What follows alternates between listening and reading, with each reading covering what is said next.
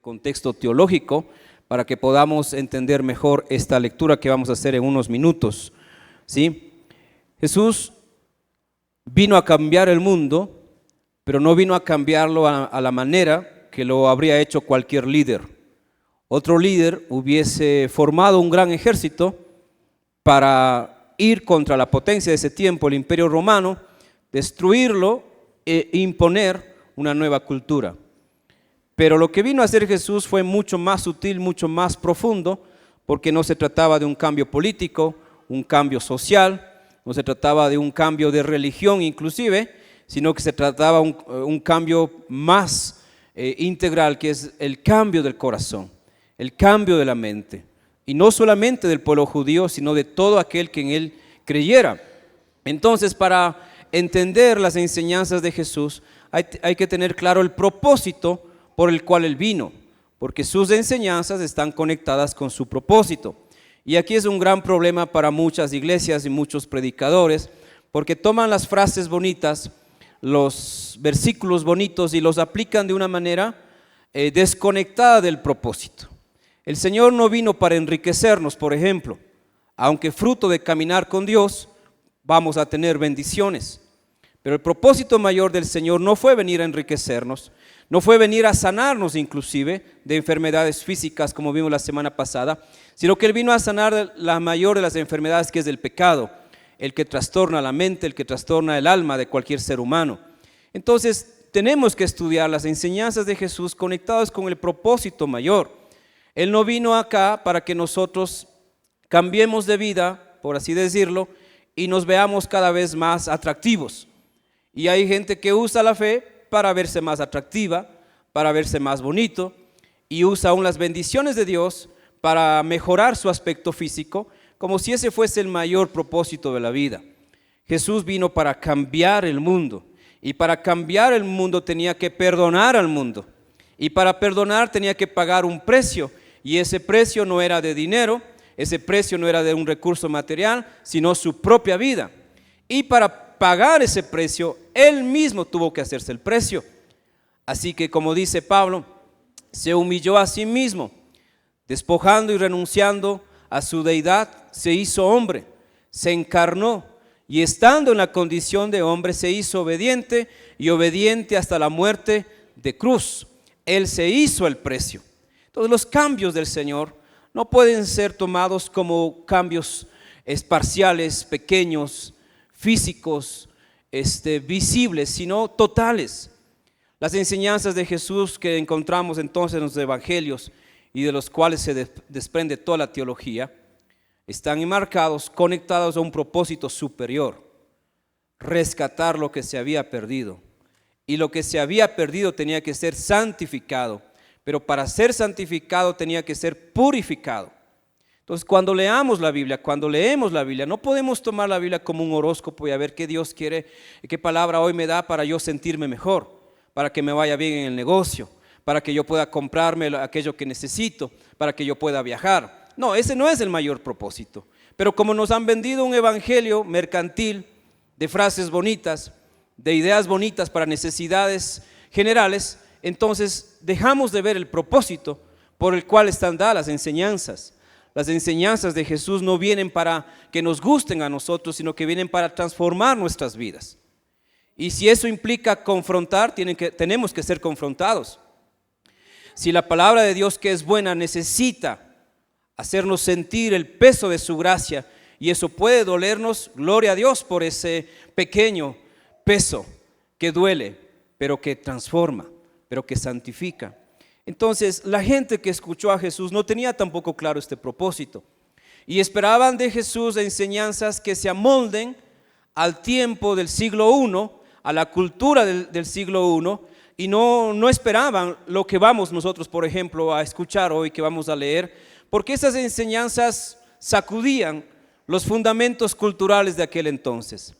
Hasta el capítulo 6 entonces vemos a un Jesús, por ejemplo, confrontando las tradiciones, desafiando la interpretación de los fariseos, que hasta ese tiempo eran los amos y señores de la religión. pero en sus interpretaciones equivocadas, por ejemplo, los fariseos no permitían que los sábados se hicieran milagros, pero Jesús escogió hacer milagros los días sábados, escogió sanar los días sábados. Confrontaba entonces las bases de las interpretaciones de los religiosos que iban a las sinagogas a escuchar la palabra de Dios, pero no tenían la palabra de Dios en su vida, sino que tenían reglas. No hagas tal cosa, vístete así, no hagas tal otra cosa, condúcete así, cosas externas. Pero Jesús vino a cambiar la religión, vino a cambiar la cultura. Él comenzó a ministrar en un lugar que pocos, creo que ningún líder, tomando los modelos actuales de liderazgo, usaría la estrategia de Jesús. Si alguien hoy se quiere dar a conocer y quiere influenciar y quiere levantar un movimiento, lo primero que va a hacer es usar las redes. Quien no está en las redes no está en nada, se dice hoy en día. Producto que no está en las redes no se vende. Empresa, marca, negocio que no se promueve en las redes está condenado, dicen, a ser un producto más y pasar por desapercibido. Pero curiosamente Jesús no usa las redes, no usa el estándar de liderazgo humano, sino que Él va a ministrar en una región apartada, olvidada por el imperio y olvidada hasta cierto punto por la misma religión como fue Galilea, un lugar donde había gente popular, gente del vulgo, la chusma diría doña Florinda, la gente que no es culta, la gente que no ha estudiado y la gente que no tiene un futuro. Allá donde otros no irían fue Jesús. Y allí fue donde comenzó a dar sus primeras enseñanzas. Y si el mundo de hoy dijera que para darse a conocer tienes que estar en las redes, y viéramos a un hombre o llegáramos a conocer de un líder que está en las comunidades a 3,000 metros de altura, donde no hay agua, donde no hay pavimento, donde no hay servicios sanitarios, diríamos, ¿qué está haciendo ese hombre por allá?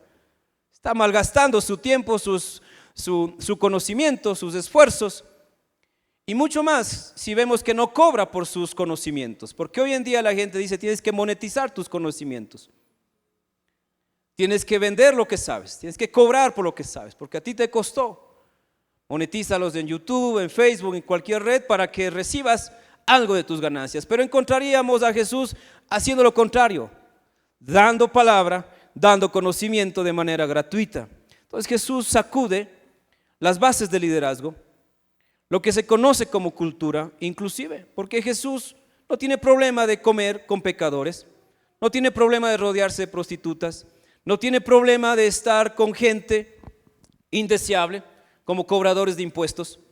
A él no le importa estar cerca de los leprosos, pero el mundo social de esa época se cuidaba. No se mezclaba con cualquier tipo de persona. Jesús rompe muchos esquemas poco a poco y de manera invisible, al punto que sus enseñanzas vienen a ser la punta de lanza de todo lo que Él ya viene construyendo. Cuando vamos a estudiar entonces las enseñanzas de Jesús, debemos tener claro su norte, pero también su poder. Sus enseñanzas no fueron dadas y no nos han llegado a nosotros solo para ponerlas en una publicación de una red social, o para imprimirlo en un cartel en nuestras casas y ponerlo como adorno, o en nuestros autos o en nuestros celulares. Las enseñanzas del Señor son vida y están conectadas con la vida misma. Cuando estudias la palabra del Señor, cuando escuchas la palabra del Señor, lo que tú estás haciendo es conectándote con la vida verdadera. Así que no te puedes conformar con solamente escuchar este sermón, sino estudiarla tú también. Leerla, dedicarle tiempo a la palabra, porque la palabra es vida, es pan, es alimento que nutre y que fortalece. Pero la gente, cuando no tiene claro este segundo aspecto para leer la palabra, ni su propósito, ni su poder, entonces lo toma como un conocimiento. Y cada día abre la Biblia como si abriera una red social, a ver qué dice el Facebook, a ver qué hay en el Instagram, a ver qué me entretiene en el TikTok. La Biblia no se lee así.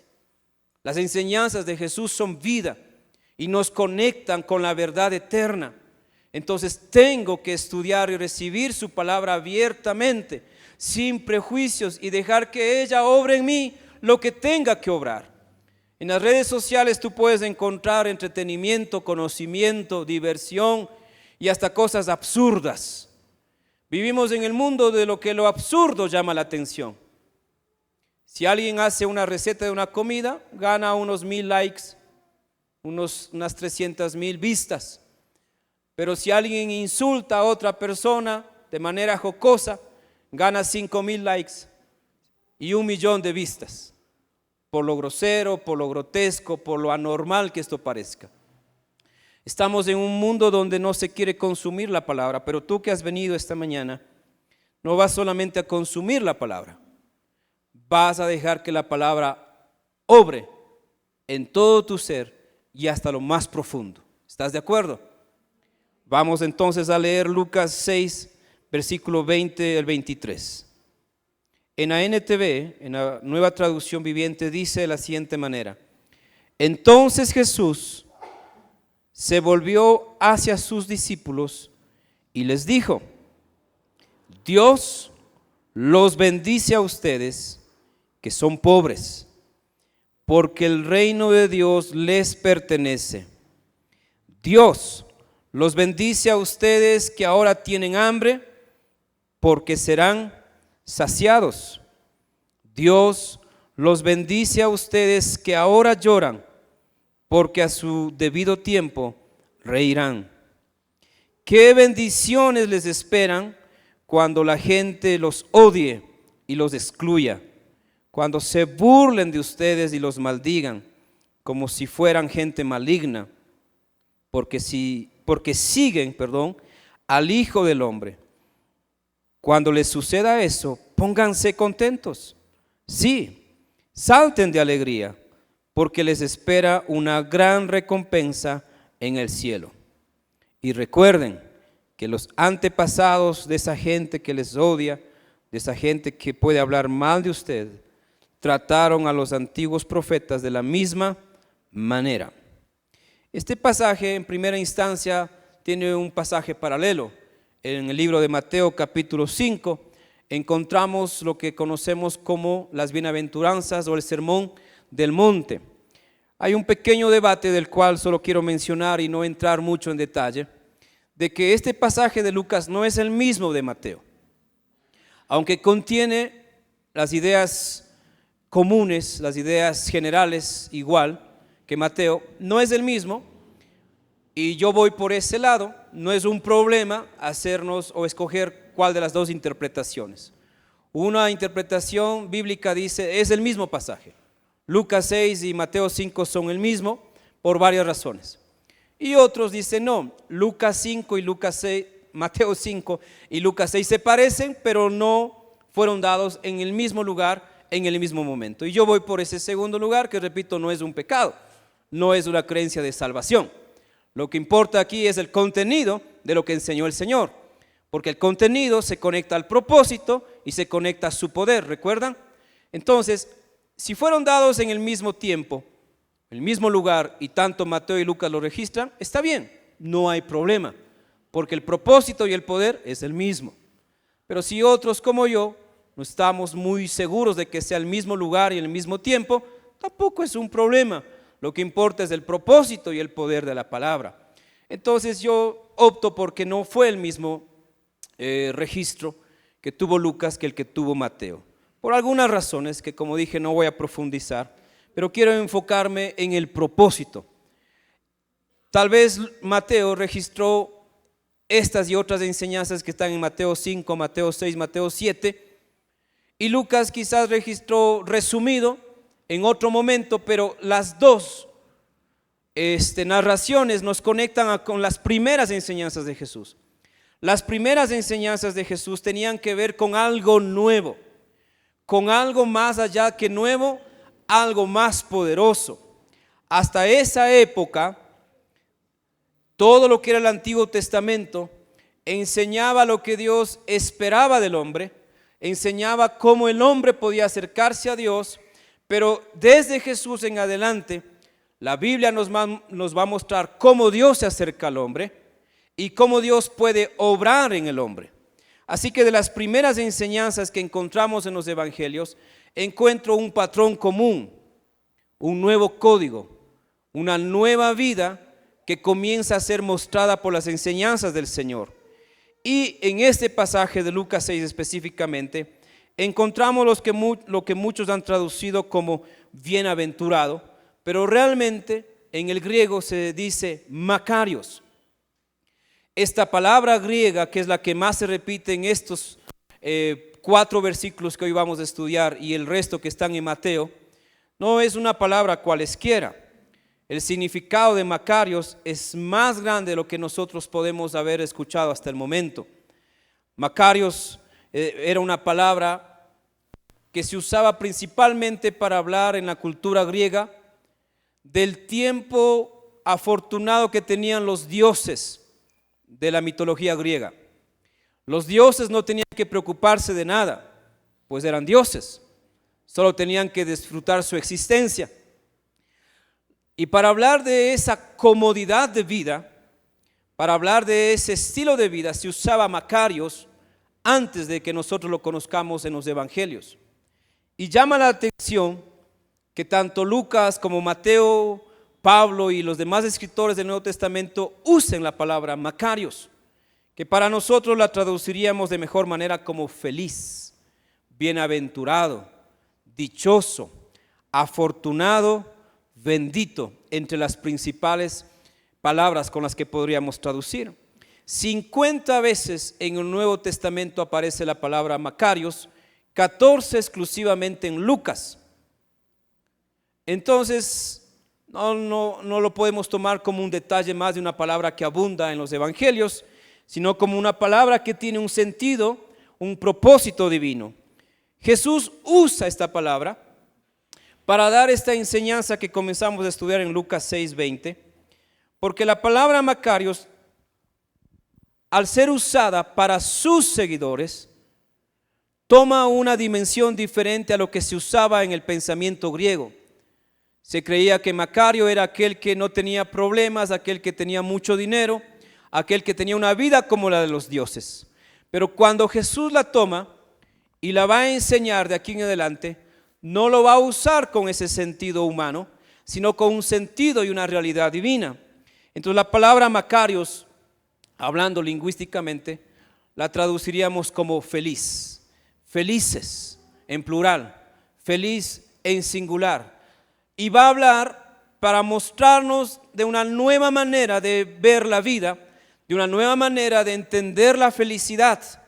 Así como ahora en el primer siglo también la gente tenía su idea de la felicidad y veían la felicidad como la condición de bienestar, bienestar personal, bienestar de una familia, satisfacción de vida de alguien, condiciones apropiadas de vida. Y eso quiera que no nos ha llegado hasta este siglo y seguimos pensando muchos que felicidad es eso, sentirnos bien. Estar bien con uno mismo, dicen otros que hablan de un poco más de filosofía. La verdadera felicidad no es tener casas, bienes, sino sentirte bien en el aquí y en el ahora. Lo resumen muchos.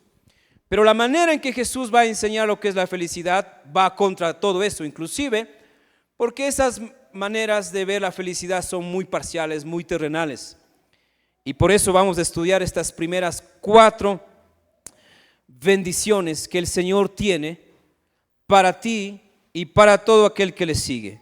Pero déjame decirte que este pasaje no es para todos. De hecho, la Biblia no es para todos. Está al alcance de todos. Todos pueden acceder a ella. Pero el poder y el propósito no es para todos. De hecho, aquí estamos llenos casi hoy, aunque es feriado. Pero podría decir, porque conozco al Señor, que este mensaje no es para todos. A todos Dios ama, pero no todos están listos para recibir lo que Él tiene. Esa es la diferencia. Este pasaje que vamos a leer no es para el incrédulo. Hay otros pasajes para los incrédulos. Este pasaje que vamos a leer no es exclusivamente para los que pasan problemas. Hay otros pasajes exclusivos para los que pasan problemas. Este pasaje es solo para los discípulos, para aquellos que hemos decidido seguirle al Señor de una manera comprometida, de una manera decidida, aunque no entiendo bien ahora todo lo que implica seguirle, pero quiero seguirle, decidí seguirle. Entonces, este pasaje no es para el que no conoce al Señor. Este pasaje es para el que, aunque no le conozca, pero hoy va a escuchar, abra su corazón y se convierte en un discípulo del Señor. Dice claramente que él se volteó y viendo a los discípulos, no a la multitud, no a tantos seguidores, sino a los que estaban más comprometidos, a ellos él les dice estas palabras de bendición, estas bienaventuranzas, porque lo que vamos a detallar en adelante no es para todos, no es para aquel que viene a la iglesia de vez en cuando. Para aquel que viene a la iglesia de vez en cuando, algo de esta palabra puede ser, pero no todo. Porque el que viene de vez en cuando es como un cliente que visita un restaurante o que va a un evento cuando le gusta. Es como un hincha que va al estadio solo cuando hay partidos importantes, cuando hay una final. Y no voy a decir de qué equipo porque ustedes ya saben de cuál. Pero es como ese hincha que se dice seguidor de ese equipo, pero no es socio. No aporta dinero para el equipo y va de vez en cuando. Esta palabra que el Señor hoy nos va a recordar que la dijo a sus discípulos, también lo va a decir otra vez a sus nuevos discípulos. A los que no estuvimos en el siglo I, pero hoy somos sus discípulos. A los que dejando aún nuestras debilidades, nuestras flaquezas espirituales, decimos: Señor, te quiero seguir. Quizás no soy el mejor de tus discípulos, pero yo no me quedo atrás, yo quiero seguirte a ti. Yo quiero tu vida, yo quiero entregarme a ti. No entiendo todo eso de santidad, de teología, pero yo entiendo que debo seguirte a ti. Si tienes ese sentir, eres un discípulo. Porque no fueron perfectos todos los que llegaron al Señor. También empezaron con algunas cosas que no estaban bien. Entonces este pasaje que vamos a detallarlo no es para todos, es para todo aquel que se considera y quiere ser un discípulo. Porque no es para el que está endeudado y viene a buscar una bendición, pero no se queda con el Dios de la bendición. Puede ser que seas un discípulo endeudado y mientras estés con el Señor de la bendición, pagarás la deuda, eso sí. Pero si eres solamente un usuario de la fe, un turista de las iglesias que va a ver cómo es esa iglesia, si es cierto que cantan bien, si es cierto que es bonita, y de pronto algo no te gusta y te cambias el próximo domingo a otra iglesia, no eres un discípulo, eres un turista evangélico que va buscando dónde sentirse bien. No, los macarios de Dios, los bendecidos del Señor están en el propósito, están en el lugar y están en la dirección correcta, y para ellos es estas bendiciones. Así que vamos a ver estas 4 verdades respecto a lo que considero yo lo que es la felicidad bíblica. Eso que no se puede definir por lo que pensaba Aristóteles, Pitágoras, Séneca, ni cualquier otro. Tal vez tú has leído textos motivacionales, has escuchado a pensadores actuales que animan a las personas. Ningún concepto de eso se compara a lo que de aquí en adelante cada domingo, cuando se trate de una enseñanza de Jesús, vamos a ver cómo Jesús concibe la vida. Y empezamos con lo primero. Macario es la palabra que deberíamos hoy leer cuando leemos estos versículos. Así que vamos a reemplazar la lectura y en vez de decir, como dice el versículo 20, Dios los bendice a ustedes, diríamos: ustedes son macarios. Ustedes, los discípulos del Señor, son macarios. Más que un adjetivo, este es un sustantivo. No es una característica de un seguidor de Jesús. Es parte de su esencia ser macario. Macario es ser feliz, es ser dichoso, bienaventurado, es ser afortunado. Entonces, con eso en mente vamos a ir explicando las 4 bendiciones que Lucas, las 4 frases de Macarios que Lucas cita. Primero dice: Macarios son los discípulos que aún pasan por la pobreza, porque el reino de Dios les pertenece. Ahí nomás ya rompió con 3 siglos de influencia griega de esa época.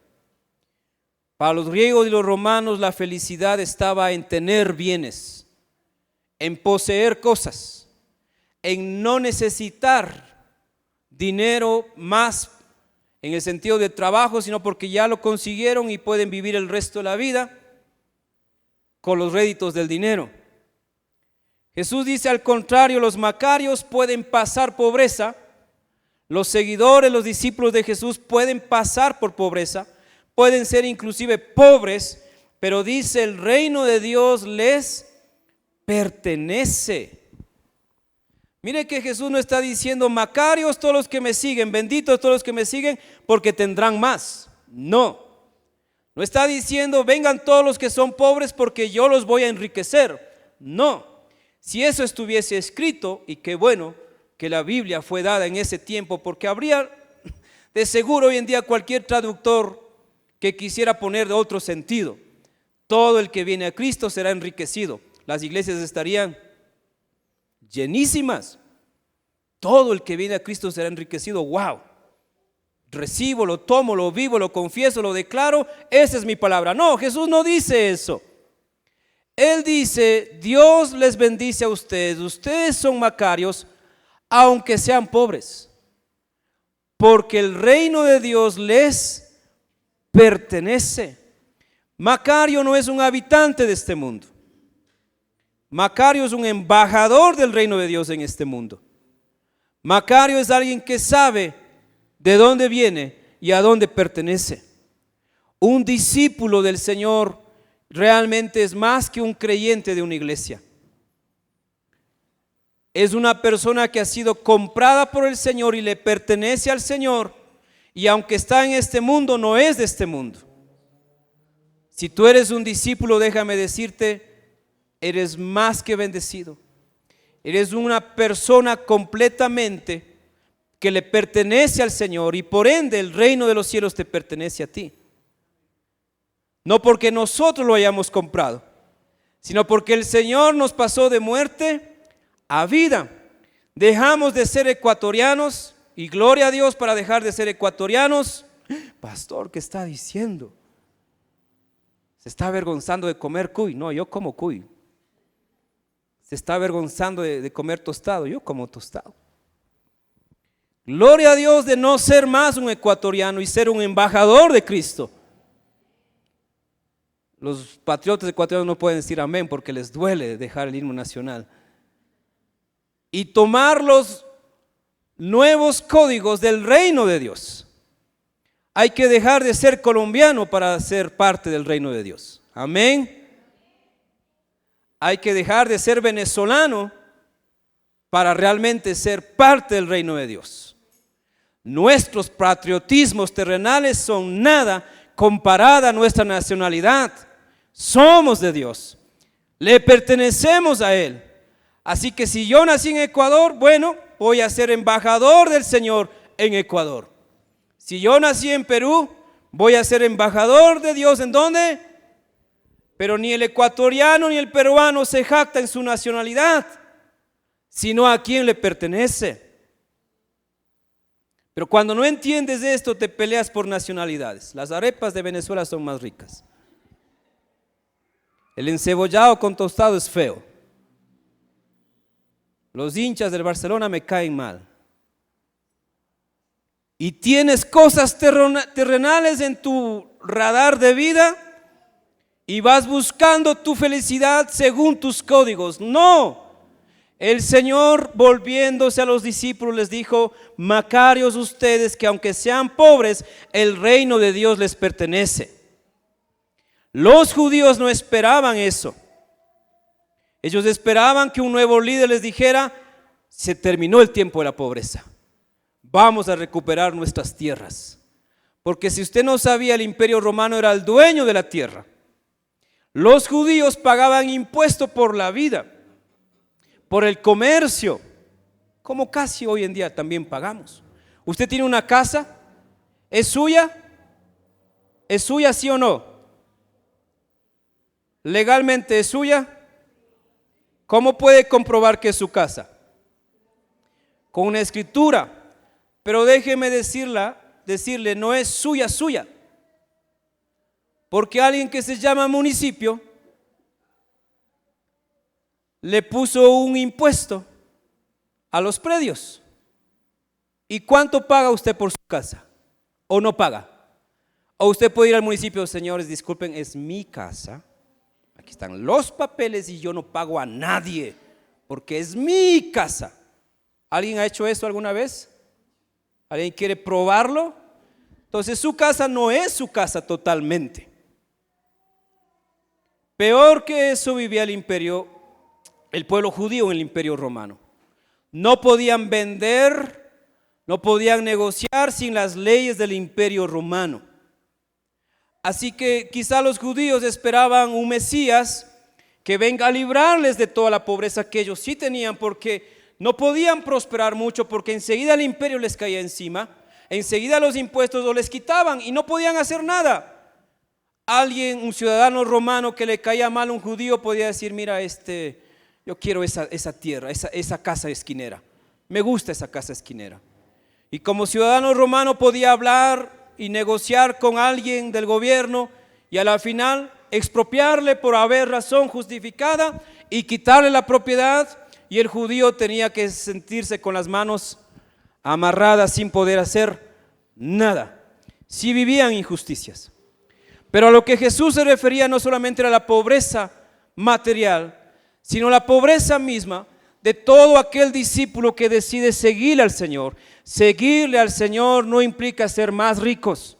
No se dejen engañar por evangelios de prosperidad, de bendiciones, de multiplicaciones. Sí existe en cierta manera eso, no es el tema, pero no es el propósito mayor de seguir a Jesús. Él debe ser tu tesoro, porque donde esté vuestro corazón, vuestro tesoro, allí estará vuestro corazón. ¿Dónde está tu tesoro? ¿En esto? ¿En la chequera?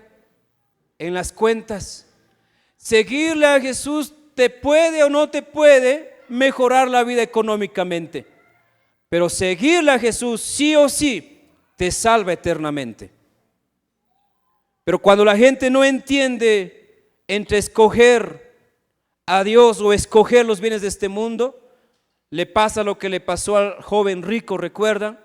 Un hombre obediente, cumplidor de la ley y próspero económicamente.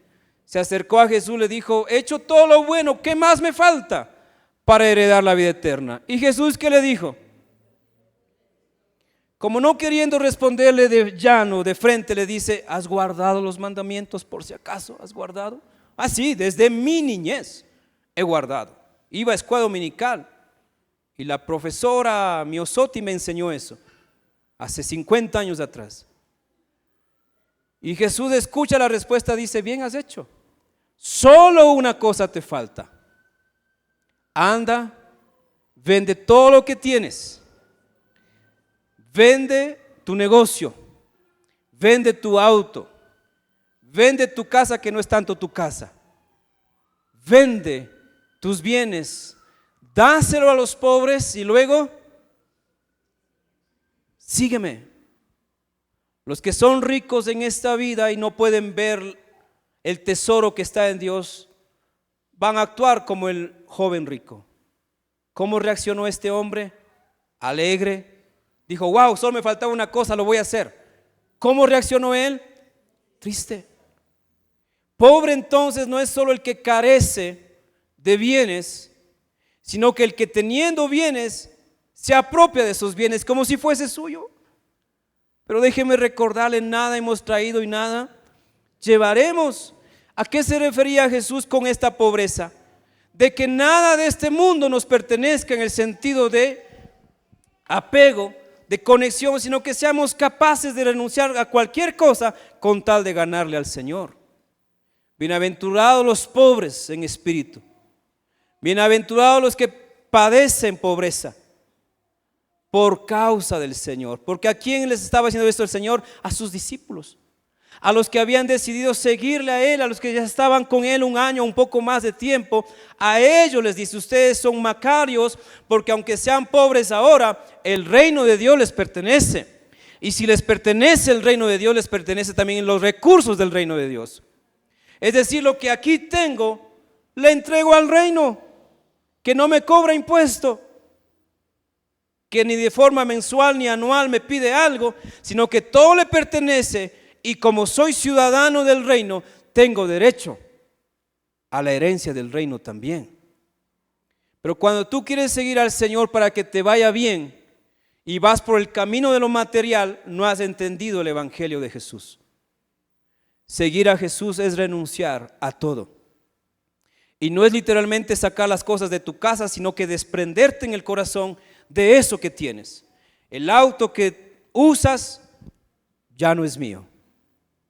Está a mi nombre, pero le pertenece a alguien más. Le pertenece a Dios. La casa que tengo está a mi nombre en el municipio, pero legalmente le pertenece al reino de Dios. Cuando sales de esa vida material, de cosas materiales, entiendes que todo le pertenece al Señor. Bienaventurados los macarios que entienden que todo le pertenece al Señor, que no les alcanza el dinero para pagar completamente el arriendo, para pagar las pensiones, para pagar los créditos, pero están en Cristo, y por estar en Cristo vendrá la provisión del Señor, porque eres ciudadano del reino de los cielos. Entonces, cuando entiendes esto y estás endeudado y te endeudaste con Dios, dijiste: Señor, ¿cojo o no cojo los 20,000 de crédito? Sí, te voy a bendecir, pero gano 500, no me piden letras de 800, vas a tener, ok, firmo, me endeudo. ¿Con quién me endeudé? ¿Con quién me endeudé? ¿Con el banco? No, con el Señor. Pero si tú solo cogiste un adelanto de la tarjeta porque te dio la gana, porque querías comprarte tal cosa, porque te gusta simplemente renovar el closet cada año, porque quieres cambiar de muebles porque ya se ven viejos, porque los muebles viejos te recuerdan a tu ex que ya no está ahí, y entonces quieres cambiar los muebles solo por terapia, esa es otra cosa. Pero cuando estás en el Señor y aún haces negocios y aún compras, pero es del reino de los cielos, entonces la deuda no es tuya. Pero por favor, no hará como esa mujer que en nuestros días se fue a un banco diciendo que es la esposa de Jesús. ¿Recuerdan? ¿Han leído? Y fue a pedir, ¿cuánto? No recuerdo la cantidad. $7,000. $7,000 creo que fue. Google rapidito, está ahí la historia chistosa, pero cuidado. Cuando digo la deuda es del reino de los cielos, significa que usted tomó la decisión. ¿Con quién? Con el Señor. Y cuando tú tomas decisiones con el Señor, nunca fallas. No porque tú seas sabio, sino porque Él es sabio, Él es poderoso.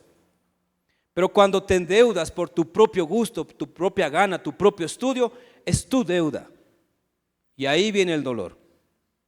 Macario, por ser discípulo, que aunque hoy tiene que endeudarse, que aunque hoy no tiene mucho para comer, que aunque hoy no tiene mucho para regalar, pero está con Cristo, recibirá la provisión del reino de los cielos. Cuando yo dejé de trabajar en el seminario, terminó mi vida laboral formal. Ya no tengo un patrono. Los que tienen un empleo tienen un patrono, ¿no es cierto? Sea cual sea, la empresa, el Estado, lo que sea. Mi vida laboral terminó en diciembre del 2018, formalmente, legalmente. Y cuando estábamos ya decididos a quedarnos en el país y no migrar, también una de mis preguntas al Señor fue: ¿va a haber? ¿Podremos seguir adelante? Y entonces en ese tiempo de la oración yo comencé a idear 2 nuevos negocios para emprender con mi familia. Estaba orando, estaba ayunando, estábamos ahorrando, estábamos preparando para empezar una vida ministerial con 2 negocios propios.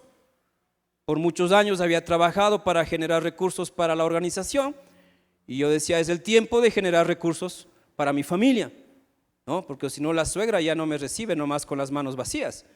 Y siempre hemos llegado con algo, pero siempre quería bendecir más.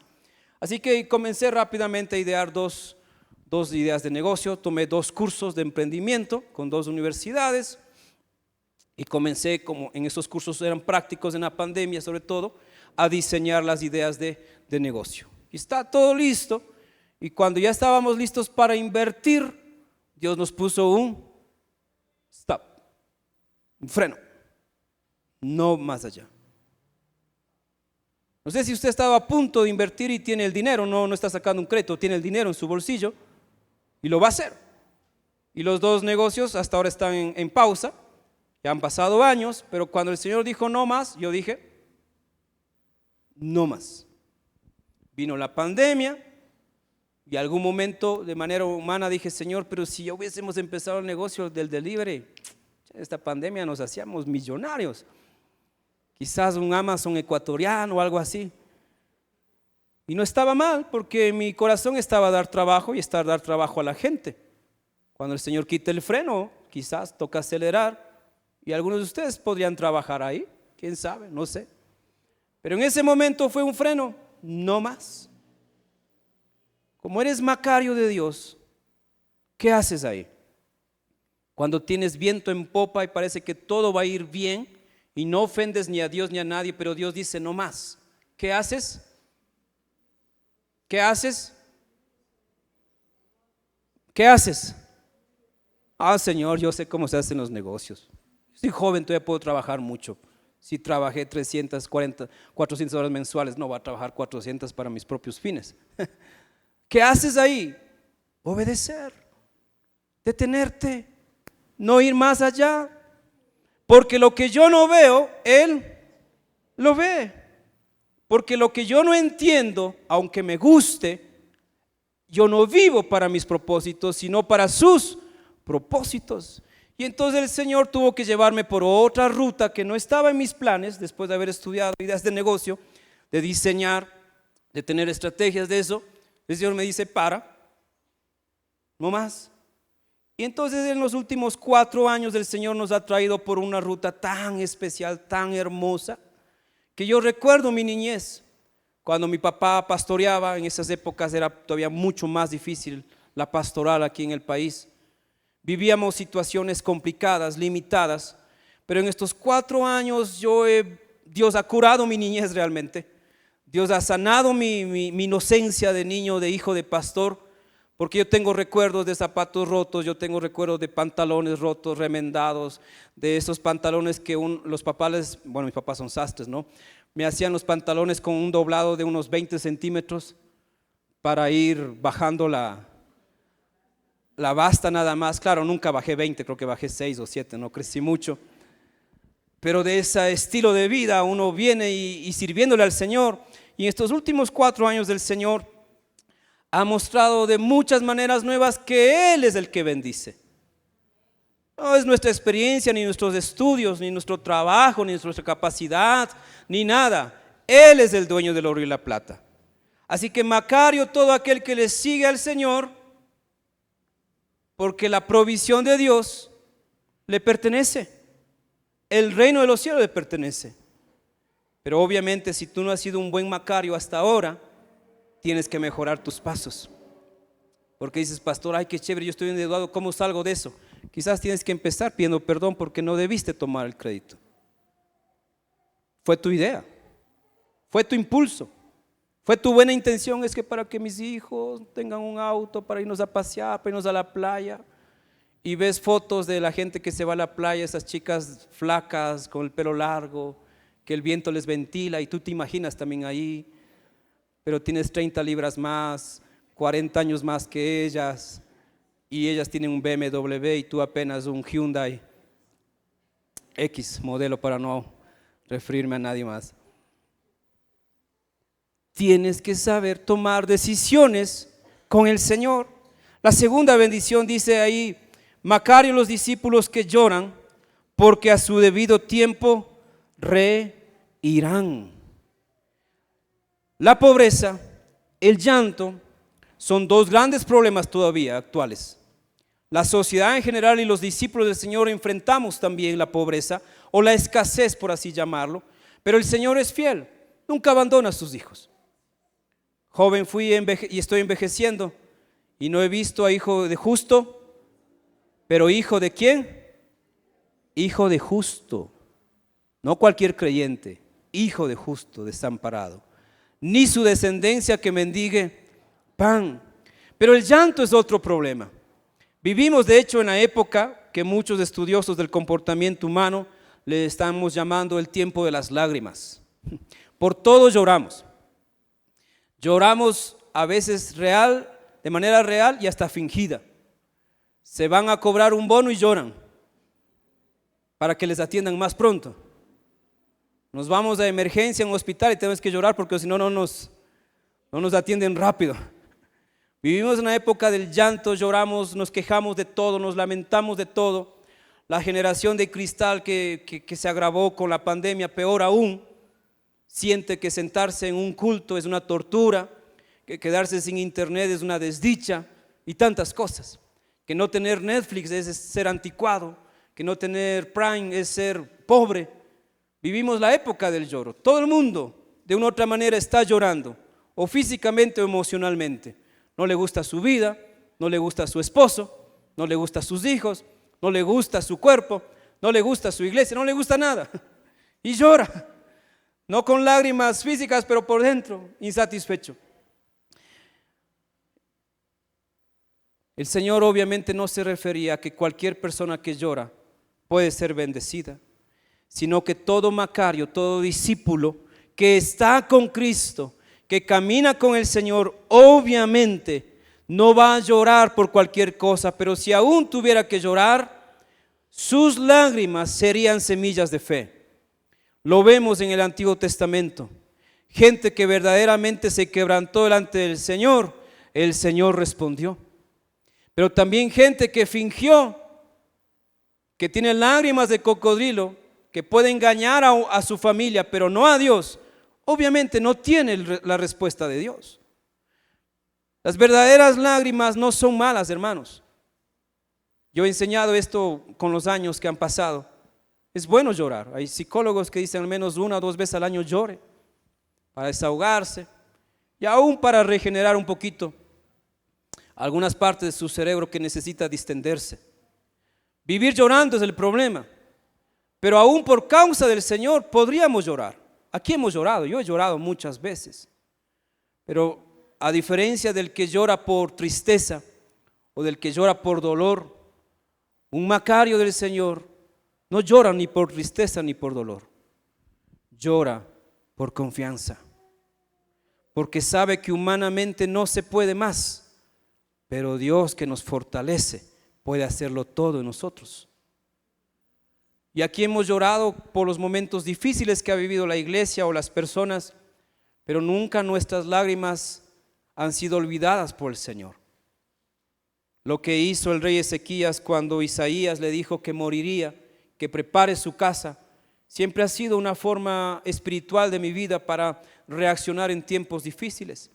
El rey Ezequías, cuando escuchó eso, se volvió y lloró, se quebrantó, pero no se quejó. Y le dijo al Señor, entre otras cosas, le dijo: yo he caminado, he hecho lo bueno, porque Ezequías había hecho lo bueno, pero Dios en su soberanía había decidido quitarle la vida. ¿Cómo reaccionas cuando las cosas te van mal? ¿Eres de los primeros que dicen no es justo? ¿Eres de los primeros que dicen no, pero es que yo no merezco esto? ¿O eres de los que aún llorando te mantienes en la presencia de Dios? Bienaventurados los macarios que aún llorando no dejan a Cristo. Bienaventurados los macarios que aún no teniendo la vida que quisieran tener y les duele ver a sus hijos con limitaciones, no estudiando en la calidad de educación que quisieron darles, pero están con vida, dicen: Señor, tú eres todo en mí. Así que esta tristeza no me alejará de ti, este dolor no me va a separar de ti. Y Pablo dice que ni la vida, ni la muerte, ni lo alto, ni lo profundo, ni ninguna cosa nos podrá separar del amor de Dios. Eso lo cree y lo vive un Macario, que como Job puede decir: Jehová dio, Jehová quitó. Antes estaba sano, hoy estoy enfermo, sea el nombre del Señor bendito. Antes estaba más joven, ahora envejecido, sea el nombre del Señor. Los que con lágrimas sembraron, con regocijo Un Macario sabe que no está llorando por llorar, un Macario está sembrando con lágrimas. Es la diferencia. Un creyente inmaduro está llorando porque no sabe cuándo esto va a cambiar. El Macario tal vez no entienda la vida también y está llorando, pero está diciendo: mi Dios va a cambiar mi vida, mi Dios va a cambiar mi situación, mi Dios tiene el poder para enderezar mis emociones, mi Dios tiene el poder para abrirme nuevas puertas. Y tal vez lo dice con lágrimas. Y por eso el profeta Isaías volvió donde Ezequiel le dijo: el Señor dice, he escuchado tu oración y he visto tus lágrimas. He aquí te añado 15 años más de vida. Un Macario puede llorar, sí, pero en Cristo. ¿Cómo alguien llora en Cristo, hermanos? ¿Ha llorado usted en Cristo? Porque una cosa es llorar por tus problemas en la cama, en el cuarto, en el auto, no sé, solo, abandonado. Mi esposo no cambia, es un bruto. Son las oraciones que más dice que llegan al cielo. Nos llaman brutos. Mi esposo no cambia, es un bruto, es un grosero, es un patán, es una bestia. ¿Por qué me casé con él? Si eres discípulo, discípula del Señor, no es que dejas de ver la realidad, ves la realidad. Quizás tu esposo es un bruto y feo, para colmo, porque por último, ¿no es cierto?, un bruto pero guapo, o sea que al menos en la calle te haga verte bien, ¿no? Pero peor un bruto y feo y pobre para rematar, eso ya, el mal de todos los males. Pero un Macario, una discípula, que puede vivir esa frustración sentimental, ¿cómo llora en Cristo? ¿Cómo llora en Cristo? ¿Ah? Primero, humanamente ya no vas a poder decir es un bruto, porque aunque lo sea, vas a decir: Señor, es un diamante en bruto. Te pido por el diamante que hay dentro del bruto, que digo del... Vas a cambiar tu forma aún de ver tu realidad. No eres un loco, eres un Macario. Y sabes que si Dios permitió que eligieras mal, o que esa persona que ahora es tu esposo o tu esposa sea la persona que no quisieras que sea, pero como lloras en Cristo porque sufres por las consecuencias de lo que estén viviendo, el Señor se va a apiadar. El Señor es grande en misericordia, y lo que tú no puedes hacer, Él lo va a hacer. El Macario entiende eso, la discípula entiende eso. Dice: Señor, solo tú le puedes cambiar, ni yo le puedo cambiar. Por eso muchas mujeres o hombres se frustran en sus matrimonios, porque quieren cambiarle al otro. No puedes cambiarle al otro. Tal vez le hagas un poco mejor, pero el cambio total lo hace solamente el Señor. Entonces tus sufrimientos, mis sufrimientos no son desconocidos al Señor. La diferencia es cómo procesas tú tus sufrimientos delante del Señor. Pero si te sientes mal y por eso no vienes a la iglesia, no eres un Macario, eres un desertor, que con las tormentas, que con la lluvia, con el diluvio te alejas, cuando deberías aferrarte al Señor. Señor, ya no aguanto más a mi esposa. Nadie diga amén. Señor, ya no aguanto más a mi esposa.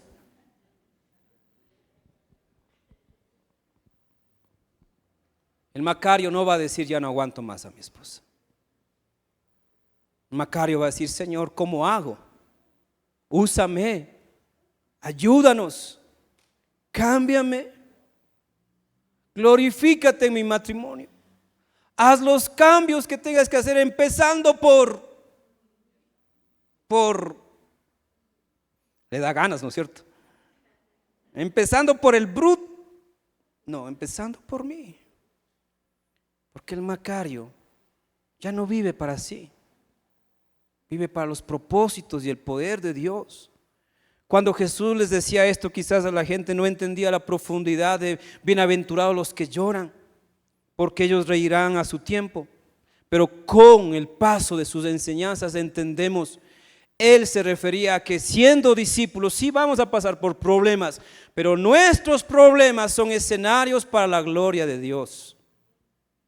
Nuestras enfermedades son propósitos que Dios va a tomar para su honra y su gloria.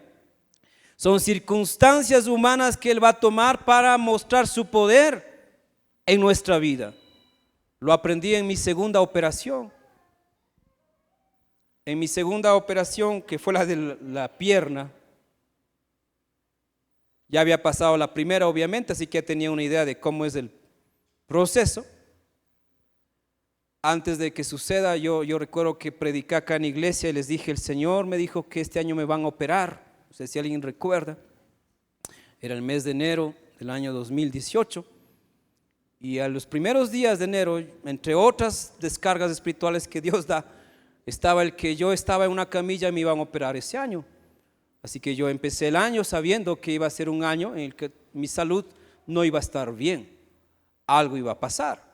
Como yo sufría del estómago, me cuidé más del estómago con obvias razones y me cuidé más de mi cuerpo por obvias razones, porque dije, no quiero que me operen por otro problema con el estómago.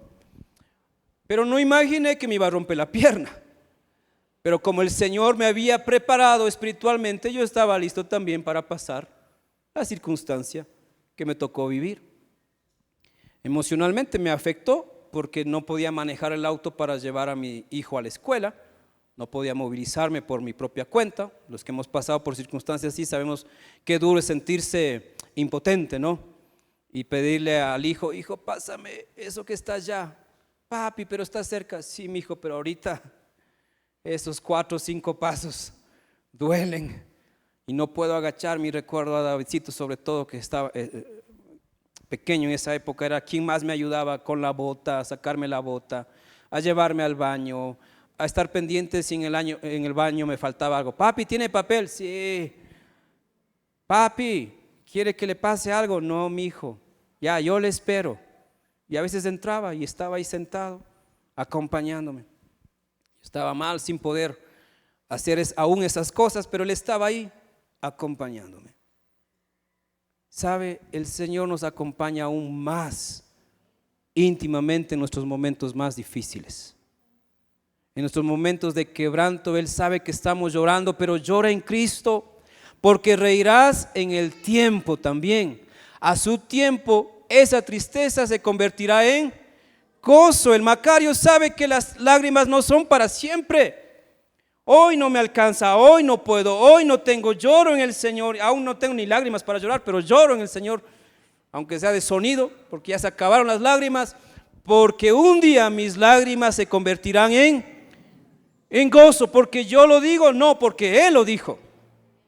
Vuestras tristezas se convertirán en gozo. Macario entonces es alguien que no vive por su mentalidad, sino que vive por la palabra de Dios, y por vivir por la palabra de Dios, vive los tiempos de Dios. Y si es tiempo de la pobreza, yo sé que el Señor puede cambiarla. Y si es tiempo del llanto, yo sé que el Señor puede cambiarlo. Y si es tiempo, porque ya nos alcanzó el tiempo para el resto de las bendiciones que tenía pendiente.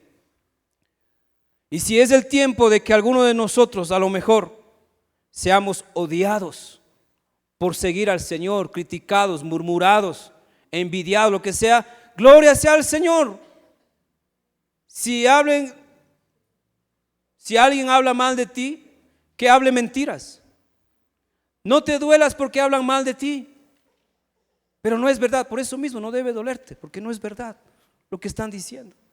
Debería dolerte si hablan mal de ti por cosas que hiciste o que tienen por ahí de qué cogerse.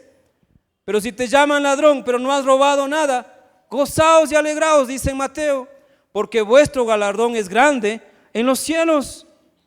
No vivas del que dirán, pero aun cuando lo que dicen de ti está mal, revisa con el Señor como un buen Macario. Señor, están hablando mal de mí. ¿Tienen razón? Y el Señor mismo te va a mostrar. Mira, no tienen razón. O va a decir, sí, el diablo te conoce más y está usando a esa gente para sacudirte, para probarte. Pero aun cuando hablen mal de ti, y dice la palabra, por causa de mi nombre, debes gozarte y alegrarte, porque así también fueron maltratados los profetas. No todos los que hacemos el bien caemos bien a todos. Y lo puedo hablar con muchos ejemplos. No todos los que hablamos de Dios necesariamente somos apreciados por todos. Pero un Macario que sigue al Señor no vive por el qué dirán, no vive por el comentario de otros, no vive por las ideas de otros, sino solamente vive feliz porque está en Cristo. Y si Cristo me conoce, eso es lo más importante. Si el mundo dice que soy un mentiroso, pero Dios dice no, no puedo perder mi bendición por darle crédito a palabras de otras personas. Una de las cosas que más duele a la gente también hoy en día son los malos comentarios. La gente de hoy sufre por los comentarios en las redes sociales. Se entristecen porque alguien no le sigue o le calumnia o le critica. Y quizás por eso algunos no tienen redes sociales, porque no son tampoco capaces de tolerar los comentarios de toda la gente. Y déjeme decir que aún los pastores estamos expuestos a ser vistos o mal interpretados por la gente. En algún momento alguien me había levantado, yo no sabía, un comentario de que yo era el anticristo en un lugar.